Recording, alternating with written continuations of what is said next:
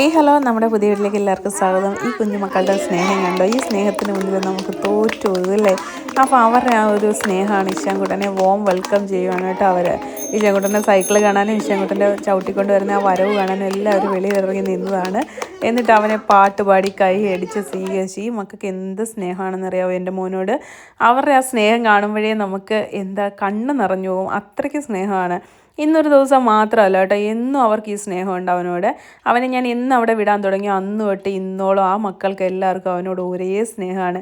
എല്ലാവരും മത്സരിച്ചാണ് സ്നേഹിക്കുന്നതെന്ന് എനിക്ക് തോന്നിപ്പോകാറുണ്ട്. ബാഗ് വാങ്ങിക്കാനാണെങ്കിലും അവനെ ഇരുത്താനാണെങ്കിലും എല്ലാ കാര്യത്തിലും അവനോട് ഭയങ്കര സ്നേഹമാണ്. ഈ സ്നേഹം എന്നും അവനോട് അവർക്ക് ഉണ്ടാവട്ടെ.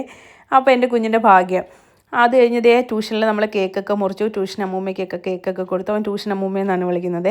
ഉച്ചയായപ്പോഴത്തേക്ക് മാമൻ വിളിച്ചു. ആ മുഖത്തെ വൈക്ലഭ്യം കണ്ടാലേ അറിയാം ഇശാൻകുട്ടൻ്റെ ബർത്ത്ഡേ ആയിട്ട് അവന് ഇവിടെ ഇല്ലാത്തതിൻ്റെ ഒരു സങ്കടമാണ് അവൻ എല്ലാത്തിനും വിളിച്ച് ചോദിക്കുകയും എല്ലാം റെഡിയായോ എന്നൊക്കെ ചോദിക്കുമായിരുന്നു എപ്പോഴും എന്നോട്.